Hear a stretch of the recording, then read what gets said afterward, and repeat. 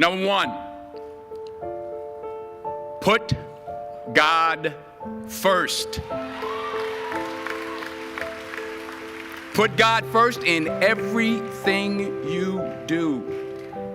Everything that you think you see in me, everything that I've accomplished, everything that you think I have, and I have a few things, everything that I have is by the grace of God. Understand that. It's a gift.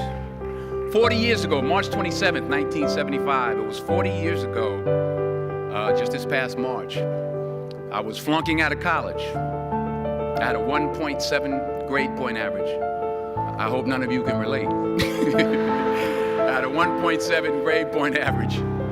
I was sitting in my mother's beauty shop. They still call it beauty shops now? What they call it now? Yeah, I was sitting in the beauty parlor. I was sitting in my mother's beauty parlor, and I'm looking in the mirror, and I see behind me this woman under the dryer. And every time she looked up, every time I looked up, she was looking at me, just looking me in the eye. And I didn't know who she was, and I said, she said, somebody give me a pen, give me a pencil, I have a prophecy.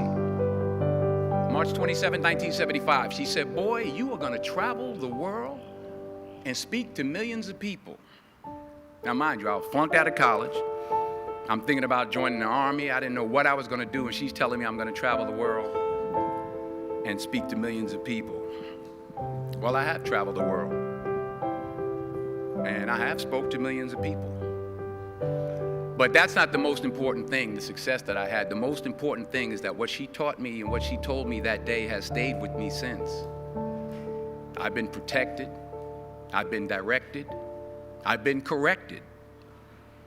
I've kept God in my life, and it's kept me humble. I didn't always stick with him, but he always stuck with me. So stick with him in everything you do. If you think you want to do what you think I've done, then do what I've done and stick with God. Number two, fail big. That's right. Fail big. Today's the beginning of the rest of your life, and it can be very frightening. It's a new world out there. It's a mean world out there, and you only live once. So do what you feel passionate about. Take chances professionally. Don't be afraid to fail. There's an old IQ test, was 9 dots, and you had to draw 5 lines with a pencil within these 9 dots without lifting the pencil. The only way to do it was to go outside the box. So don't be afraid to go outside the box. Don't be afraid to think outside the box. Don't be afraid to fail big, to dream big. But remember, dreams without goals are just dreams, and they ultimately fuel disappointment. So have dreams, but have goals. Life goals, yearly goals, monthly goals, daily goals. I try to give myself a goal every day. Sometimes it's just to not curse somebody out.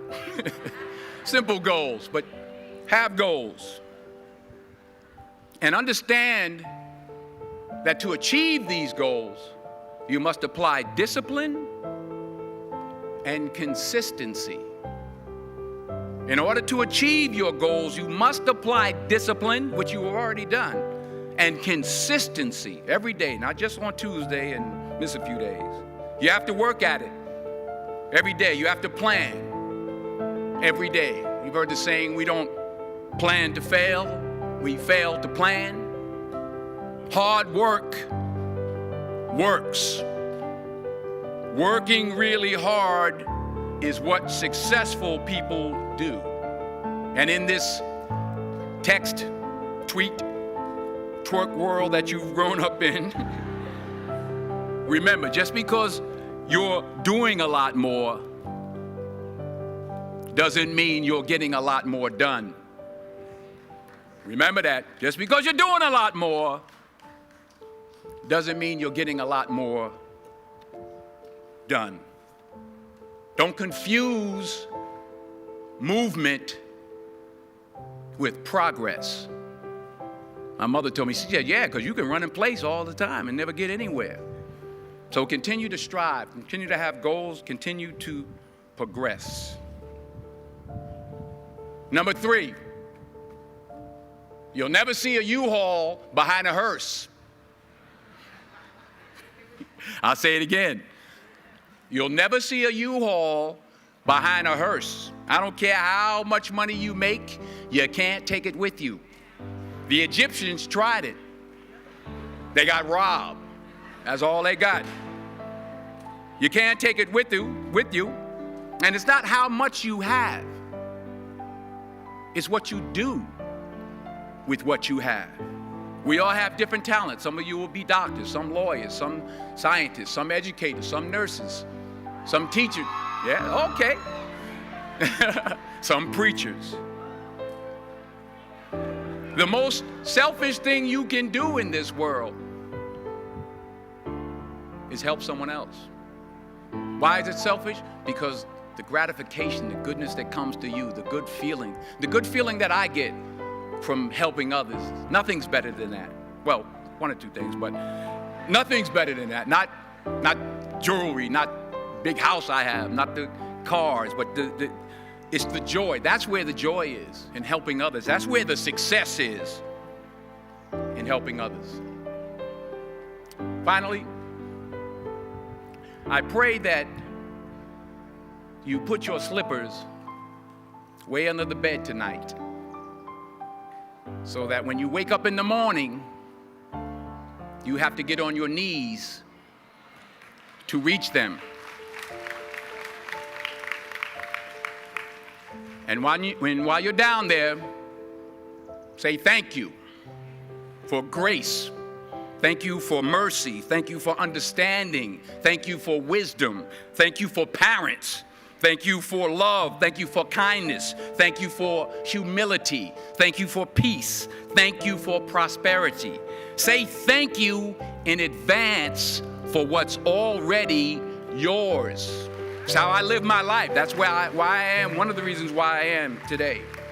Say thank you in advance for what is already yours. True desire in the heart for anything good is God's proof to you, sent beforehand to indicate that it's yours already. I'll say it again. True desire in the heart, that itch that you have, whatever it is you want to do, that thing that you want to do to help others and to grow and to make money, that desire, that itch, that's God's proof to you, sent beforehand already to indicate that it's yours. And anything you want good, you can have. So claim it. Work hard to get it.